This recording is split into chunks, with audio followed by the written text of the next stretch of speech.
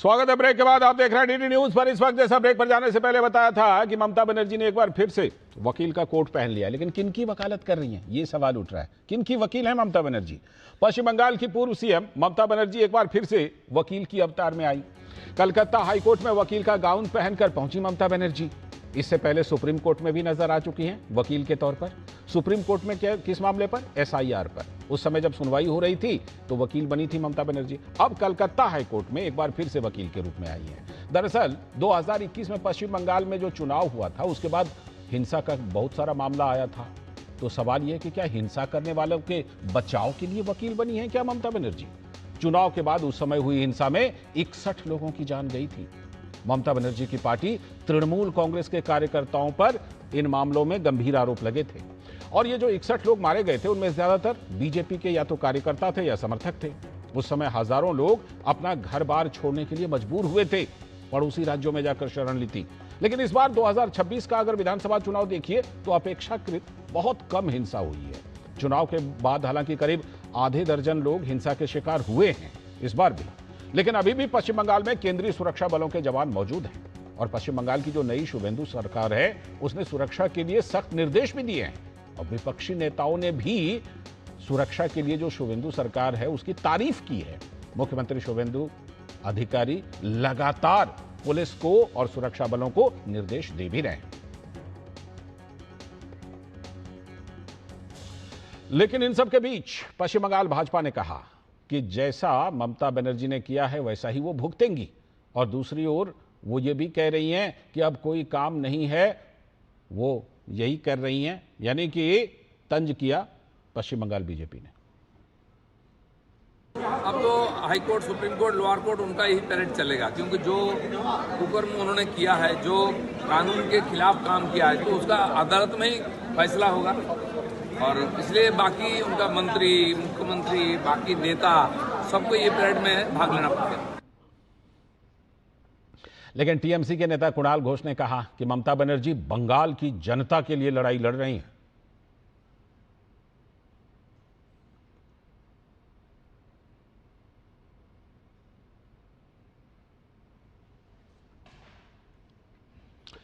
तो टीएमसी की तरफ से मुख्यमंत्री ममता बनर्जी जिस तरह से उतरी हैं और वो भी 2021 के हिंसा के मामले में, तो ये कहा जा रहा है कि क्या जो हिंसा करने वाले जिनके ऊपर मुकदमे हैं, जिनके ऊपर ये मामला, कानूनी मामला कलकत्ता हाईकोर्ट में चल रहा है, क्या उनकी पैरवी करने के लिए, उनके मुकदमे को लड़ने के लिए ममता बनर्जी ने एक बार फिर से वकील का लिबास पहना क्या? इससे पहले सुप्रीम कोर्ट में भी वकील का लिबास पहनकर ममता बनर्जी आ चुकी हैं। लेकिन कलकत्ता हाईकोर्ट का जो ये मामला है, दरअसल आज से 5 साल पहले जो पिछला विधानसभा चुनाव हुआ था उसमें व्यापक पैमाने पर हिंसा हुई थी और उस हिंसा के बाद काफी सारे लोग मारे गए थे। वही मामला कलकत्ता हाईकोर्ट में है, उसी में ममता बनर्जी गई हैं और इस पर टीएमसी नेता कुणाल घोष ने इसको सही ठहराया। ममता बनर्जी ऐसा लीडर है, वो रोड में रहते हैं, पब्लिक के साथ रहते हैं, वर्कर्स के साथ रहते हैं और डिफरेंट रोल में, अभी आज वो एडवोकेट के रोल में वहां पर है, पब्लिक के लिए लड़ रहे हैं। तो ये आपने देखा कि ये क्या मामला है। तो ममता बनर्जी एक बार अगर फिर से वकील बनी है तो किनकी वकील बनी है, ये सवाल तो उठेगा। एसआईआर के दौरान वो सुप्रीम कोर्ट में वकील बनी थी, अभी कलकत्ता हाई कोर्ट में। इसी पर बात करने के लिए हमारे साथ हमारे सलाहकार संपादक विनोद मिश्र जी मौजूद हैं यहीं पर स्टूडियो में। उनसे थोड़ी सी चर्चा कर लेते हैं कि ममता बनर्जी क्यों एक बार फिर से वकील के रूप में नजर आ रही हैं। विनोद जी, क्या सवाल तो ये उठेगा कि पहले हिंसा ना हो ये जिम्मेदारी थी उस समय की तृणमूल सरकार की, वो नहीं निभाया। हिंसा हुई तो उन लोगों के ऊपर कार्रवाई करने का की जिम्मेदारी थी ममता बनर्जी की उस समय की सरकार की, वो नहीं किया। अब सवाल ये, क्या उनको बचाने के लिए वकील बन करके आई हैं क्या?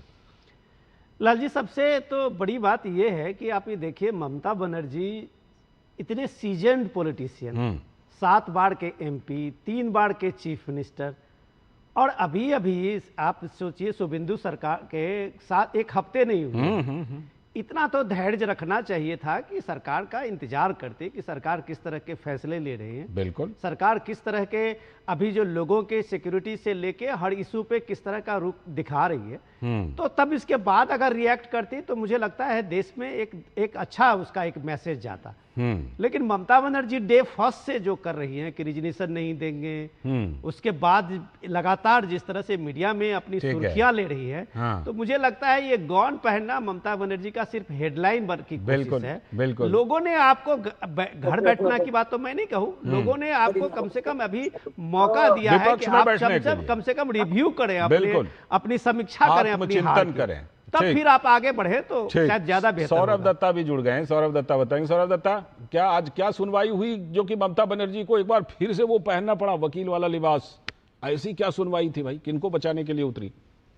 इनका दावा है कि बंगाल में पोस्टपोल वायलेंस हुआ है और पोस्टपोल वायलेंस को लेकर वो चीफ जस्टिस के जो डिवीजन बेंच है वहां पर आज अपील करने गए थे। मैं जरा वो नजारा बोल दूं। पहले सीपीएम के जो लीडर भी है और एडवोकेट भी है विकास रंजन भट्टाचार्य, वो खड़े थे, उसके पास कल्याण बनर्जी खड़े थे और उसके पास ममता बनर्जी खड़ी थी और उसके पास चंद्रिमा भट्टाचार्य। पहले विकास रंजन भट्टाचार्य बोले, फिर कल्याण बनर्जी बोले और फिर बैटन ममता बनर्जी के पास आया। और ये जो बोलने का उनका मूल जो कहने का मतलब था, उनका कहना है कि काफी पोल वायलेंस हुआ है बंगाल में। वो फिगर एक बोल रही है कि 2000 से ज्यादा लोगों की क्षति हुआ है, कुछ तस्वीरें भी दिखाई है। लेकिन सवाल ये उठा है कि ये सब की कहीं रिपोर्टेड है? कोलकाता पुलिस की तरफ से जो एडवोकेट थे धीरज त्रिवेदी, उन्होंने कहा कि ये जो बात कही जा रही है इसका कोई रिपोर्ट नहीं है।